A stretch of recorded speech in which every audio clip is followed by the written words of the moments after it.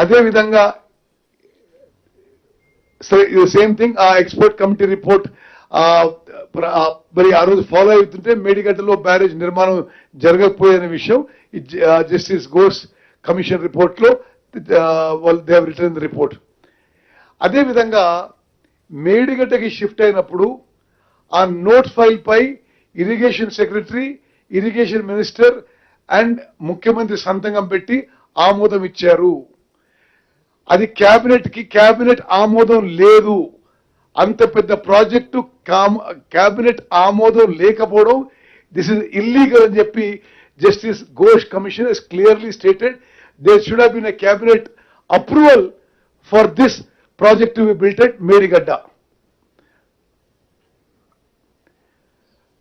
In the present case, the shifting of location of barrage to Medigadda on the alleged ground of availability of water is decision of then Chief Minister, and this decision is taken suppressing the report of the expert committee under GO 28.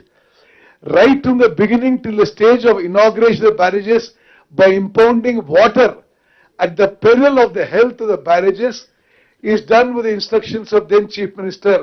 These are the words of Justice Ghosh Commission report. The then Minister for Finance and Planning remained as a tacit perpetrator, and then Minister for Irrigation allowed the then Chief Minister to fulfill his desire.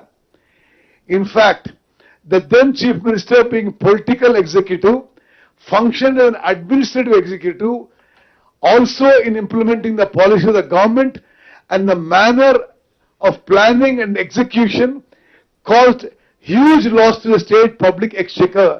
These are the words of Justice Ghosh Commission report.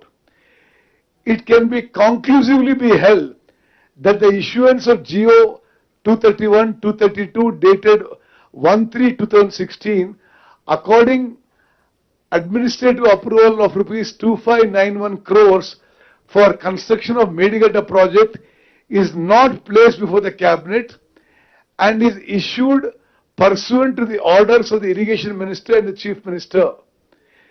The commission does not see any compelling urgency in taking such decisions by irrigation minister and chief minister alone, and this irregularity is more so in the light of the fact that the cabinet has not ratified the same. When the government order 231, 232 and 233 are not placed with the cabinet for approval or ratification, and thereby there is violation of business rules of the government, the irrigation minister and the chief minister shall also be held liable for violation of business rules of the government. In this regard, the evidence of then irrigation minister is false and cannot be substantiated his deposition. He acted complicity, allowing CM to take over the administrative role. The then irrigation minister gave instructions at random, and Minister for Finance and Planning conducted himself apathetical towards the finance and economic health of the state. It is these words, దయచేసి అందరూ గమనించాలి. They're very, very crucial to the whole Ghosh Commission report. It is the then CM who can be directly and vicariously accountable for the irregularities and the illegalities in planning, construction, completion, operation and maintenance of the 3 barrages. I will read out again. It is the then Chief Minister who can be directly and vicariously means indirectly, accountable for the irregularities and the illegalities in planning, construction, completion, operation and maintenance of the 3 barrages. Then another example that the government has brought to the notice of the Ghosh Commission has been that the decision to change to secant piles was in a meeting chaired by the irrigation minister on 9th January 2017. Then the then finance minister, Shri Itala Rajender, these are the words of the commission, demonstrated lack of commitment and integrity in safeguarding the financial and economic health of the newly formed state, pleading ignorance of crucial financial decisions relating to the project. He simply said, I don't know what is happening. Then I will quickly go through the what the terms of reference we have given and what the Ghosh Commission report has said. Conclusion on terms of reference. The report systematically dissects the various stages of the Kaleshwaram project, highlighting critical failure as each stage. Then to inquire into the negligence, irregularities and lacunae in planning, design and construction of Medigadda, Annaram and Sundilla barrages. ఎవరి నిర్లక్ష్యం వల్ల, ఎవరి మరి irregularities వల్ల, ఎవరి లోపం వల్ల ఈ మూడు బ్యారేజెస్ అంటే వాళ్ళు ఇది ఘోష్ కమిషన్ రిపోర్ట్లో sole decision of chief minister. The decision to construct the barrages of Medigadda, Annaram and Sundilla was a sole and individual decision of then irrigation minister and chief minister. There was no formal decision of the government in this regard. Suppression of expert report.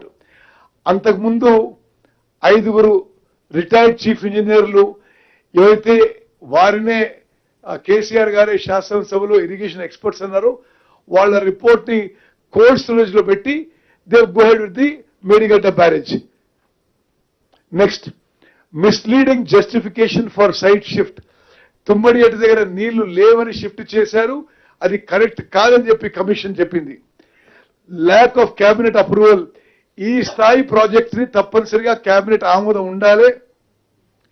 Cabinet ఆమోదం లేకుండా ఈ Medigadda, Annaram, Sundilla barrage నిర్మాణం చేయడం ఇది చట్ట వ్యతిరేకం, illegal, irregular అని చెప్పి justice Ghosh Commission has placed in the report. Absence of comprehensive DPR and parallel work. Works were awarded and commenced even before the DPR was finalized or vetted by Central Water Commission. The CWC noted that the project's cost estimate was being examined as late as May 2018. Administrative approvals ఏమో మార్చి 2016లో ఇచ్చిండ్రు, కాంట్రాక్ట్లు ఇచ్చిండ్రు, పని మొదలు పెట్టిండ్రు. సిడబ్ల్యూసీకి ఏమో project cost estimates examine చేయడానికి మే 2018 కూడా అదే వర్క్ నడుస్తుంది. ది అడ్మినిస్ట్రేటివ్ అప్రూవల్స్ ఇచ్చిన తర్వాత ఆ తర్వాత డిపిఆర్ వ్యాప్కోస్ గేమ్.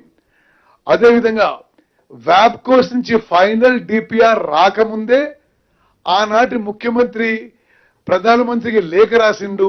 11 ఫిబ్రవరి 2016లో కాళేశ్వరం ప్రాజెక్టు 71,000 కోట్లని ఆ లేఖ ఈ justice Ghosh commission has stated. అంటే ఫైనల్ డిపిఆర్ రాలేదు. ఆనాటి ముఖ్యమంత్రి గారు ప్రధానమంత్రి లేఖ రాస్తాడు, ఈ ప్రాజెక్ట్ కాస్ట్ ఇంత అవుతుందని. అదేవిధంగా KPCL's failed role.